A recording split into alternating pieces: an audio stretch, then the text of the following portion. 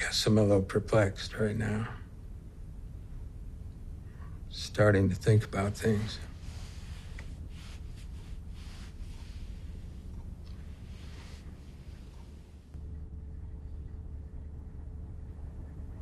Yeah, my wife's the only person I ever told.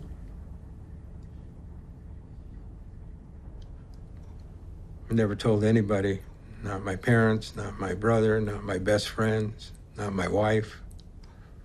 Nobody. I go in tears talking about it now. It's affected me. I'd like to think it hasn't affected me. I like to think I can tough it out and everything's okay. It has affected me. I will admit to it. You just saw a little bit of it now. I can't watch the bomb.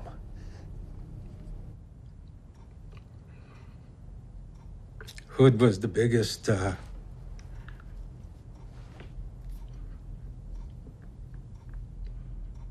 kiloton bomb blown up within the continental United States.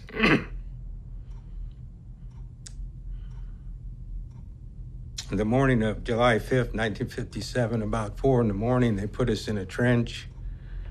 I think it was a mile from ground zero or less. I was in a platoon with 40 other people, and we had for protection, we just had our utility jackets, our weapons, helmets, and a gas mask. The attitude in the trenches was these people were concerned, but they didn't know what was going to happen. They had no idea. And these were well-trained men, so it would not have, I don't think they would have been afraid to go into combat, shoot people without any problem. But they didn't know what this bomb was. We followed the instructions, which were to crouch down, put our backs towards the shot, and bow our heads and cover our eyes. And we got to the point that everybody was basically in the trenches. They started the countdown. They went 59, 58, 57. I got my gas mask on. I had trouble cinching it down, and it got down to 9. I grabbed my helmet, put it up to my head about like that, and the bomb went off. It really was the most, I'll never experience anything like it again. I know that. It was completely daylight at midnight, brighter than the brightest day you ever saw. I cannot begin to describe the light that came into my eye. I was totally blinded. When I came out of the blindness, I saw my hands, and by this time I actually saw the blood vessels in my bones in my arm. You could literally just see every bone in there, everything. Even the guy's bones in the back that was in front of you. That's how bright the light was. To go from through the back of your head, through your eyes, and into your fingers, you're seeing your bones in your hands. How did it come through all that to get to your bones? That you could visually see them, like an X-ray. The light faded, and it's like streaks of lightning from the ground to the sky, about every 2 feet around you. And then that faded, and it was like giant fireballs in front of your eyes. When the wave hit me, it knocked me over. I actually flipped over. All of us fell down on the ground. The blast caught me in the face, broke my glasses, knocked me on my butt, put a whole bunch of shrapnel in my face. It's mostly like little glass beads. They were melted glass beads in my neck, and had a hole in my neck and one in my lip. And it felt just like you would take a red-hot iron, like you iron with an iron on an ironing board, and put it to your neck. People screaming and running. There was panic. There was panic and people screaming because of the heat. everybody started yelling, and some people calling out for their mothers, and some of the trenches collapsed. I don't know. It's like I had lost it. And I don't know why, because I'm losing it right now. The whole clump of ground, 10 yards this way, 15 yards this way, 10 yards back over here. A few guys were having a little trouble. They were throwing up. It was a normal thing, I guess. We had to dig 2 guys out. And we're standing there watching the mushroom cloud form, and you could see it with the naked eyes. It sucked all the sand up.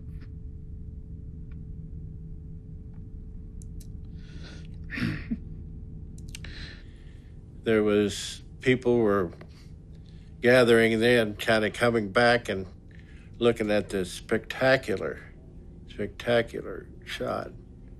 It was, it actually, you're gonna die when I tell you this. It was so big. It looked, the colors were beautiful in a sense. I hate to say that. You see this molten cloud changing color as it kind of turns within itself. Beautiful purples and lavenders and popping and blipping and just doing. And it was boiling and just orange and reds and black and gray and whatever. And it just kept boiling, rolling like this. And the higher it got, the more it flowed outwards. That thing just it seems like it keeps on going and it keeps expanding, and then it reaches a point where it kind of colors up at the top. As it closed in, it was a huge red ring all the way around as far as you could see from the horizon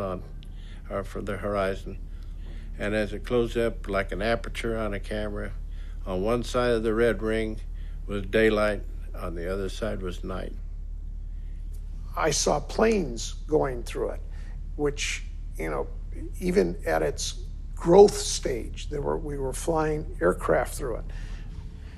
They took roll call, and there were 2 people that were missing, but we went on without them. Never found out again what happened to those 2. There were a number of trucks that were turned over on their sides, and things like tires and whatever were smoldering from the fire. And I seen all the steel, from bulldozers, cranes, cars, trucks, everything completely destroyed. And when you see a bulldozer blade rip like paper, you know it's powerful. The tank retriever was the main thing. That huge chunk of metal ended up to be a puddle the size of a chair.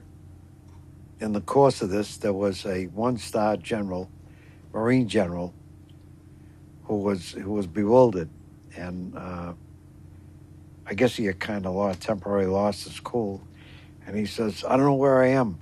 I've lost my men.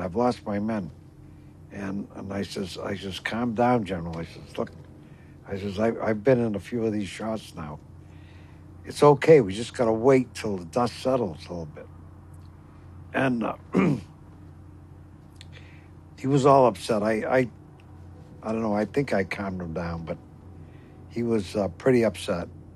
And I seen some guys coming towards us, like to the right of us, towards the bomb even.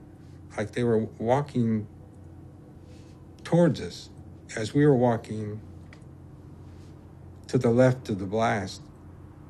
And I thought, what are they wearing? They have some kind of different clothes on, because things were dangling like they had padded clothes or something. It looked odd. And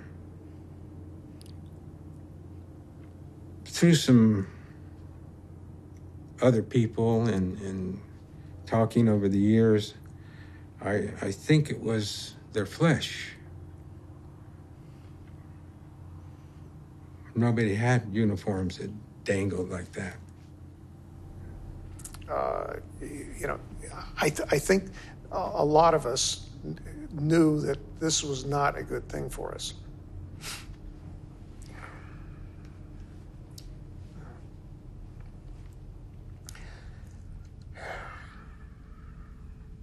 The only thing that they did for us was swore us to secrecy. We couldn't talk about it. We couldn't talk about it to anybody for $10,000 fine or 10 years in prison. Everyone was told that you're never, ever to discuss this again, that what you saw stays with you forever. You can't tell your wife, you can't tell your kids, and particularly you can't talk amongst yourself. So you can't turn to your buddy and say, gee, what'd you think of that shot? Or have any discussion regarding the atomic bomb. That's where the paranoia was. They put the fear of God in you. When you start talking about treason, you can be executed. That's enough to, go to jail is one thing, but treason.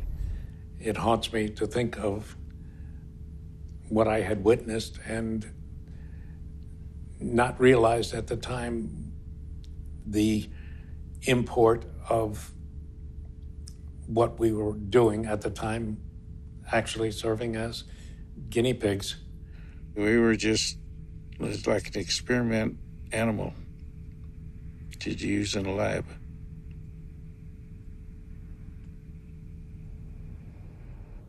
When I got out of the military, I had after effects, like I was losing my hair. I had spine problems and this and that. I have spent a number of years when I was out of the service, waking up in the middle of the night, seeing the atomic bomb. I didn't sleep for a long time, very well. And always have this bright light that would flash on. Hello, time to get up. No, it isn't. There's got no light bulb out there, turkey.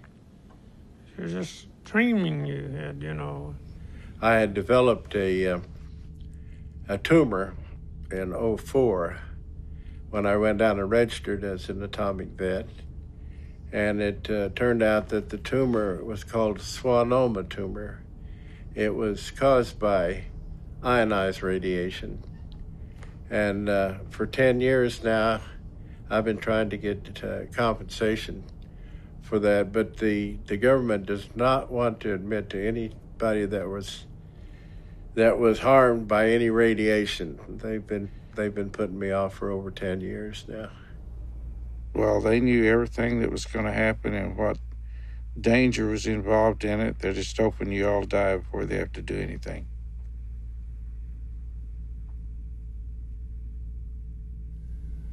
I don't know that anybody will ever know, because I suspect that nobody will give a damn when I'm gone.